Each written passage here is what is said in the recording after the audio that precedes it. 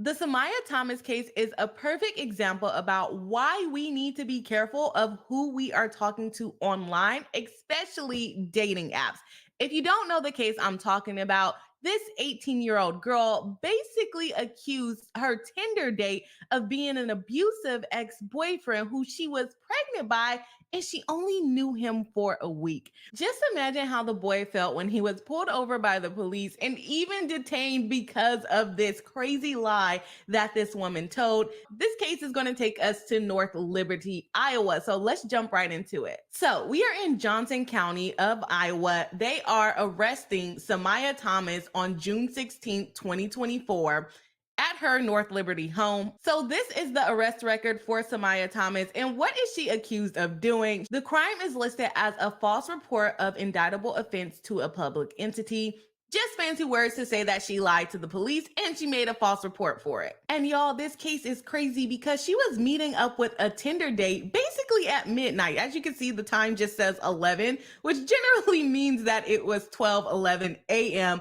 when they got the call and when they reported to the scene on this June 16th date. Further narrative of the report states that Sumaya made a report that alleged an occurrence of a criminal act knowing the act did not occur, and the act reported was a serious or aggravated misdemeanor or a felony. In this case, Sumaya was charged with a misdemeanor, and the crazy part is that they decided to arrest her and put her in jail. Being that it's a misdemeanor, I'm going to assume that she is now out of jail, probably waiting for her first court date. And she did all of this because she was scared to tell her date that she didn't want to meet up anymore, which is understandable. Why are you meeting in the middle of the night? I don't know, but let's get in further detail of what actually happened. This case took 3 interviews to finally get to the bottom of what Sumaya did on this day. So this is how the officer describes what happened. On June 16th, 2024 at 12:11 a.m., officers were advised by dispatch that the above female, Sumaya,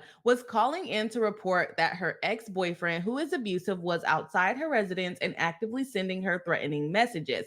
She also advised us that she was pregnant with the male's baby. She reported she was getting text messages from the male stating he was going to hit, punch, kick, and stab her. Now, these threats are completely ridiculous. And my question is, why did she have to come up with such an extreme story just to get the police to come?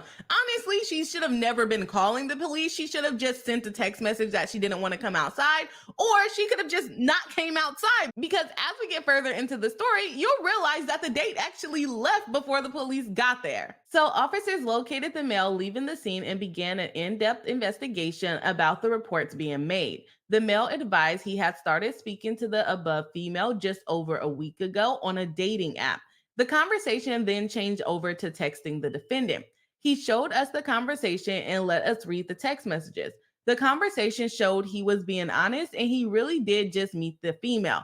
Now, just imagine how scared this boy was. He thinks he's going to be meeting his Tinder date for the first time, and he gets pulled over by the police accusing him of being abusive to this woman that he has only known for a week. That's insane. The affidavit goes on to say the above defendant, on the other hand, reported she has known the male for 2 years. You've only known him for a week, and that she was pregnant with his baby. She reported he is abusive and won't leave her alone. She reported him threatening to cause harm to her. She described all of these messages taking place on Snapchat, when the truth is everything took place on text messages and she deleted this.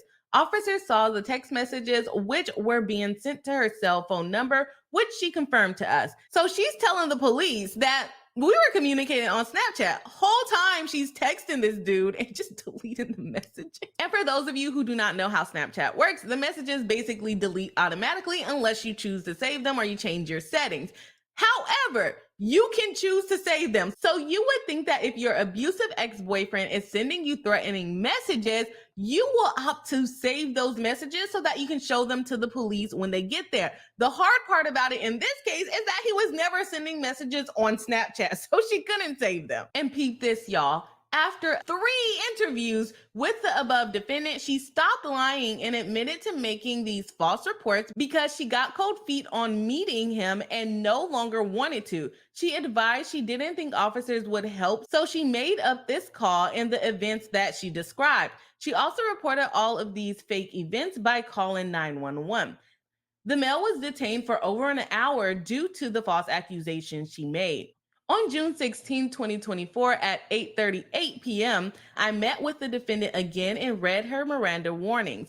After this, she agreed to speak with me and again admitting to making up the accusations and calling 911 because she didn't want the male here and felt we wouldn't be able to do anything if she just called normally. So I didn't realize that this all happened in one day, but it looks like from 12 a.m. to about 8 p.m., they're dealing with this girl telling them this insane story, and she just basically comes clean eventually, and she is the one that is arrested when she was the one calling for help to get rid of him. Again, she's 18 years old. Maybe she's too young to be dating, because if you're too afraid to tell your date after inviting him to your home to meet with you in the middle of the night that you no longer want to meet with him, then maybe, just maybe, you shouldn't be dating yet. Let me know what y'all think about this in the comments. And don't forget to like the video. See y'all next time.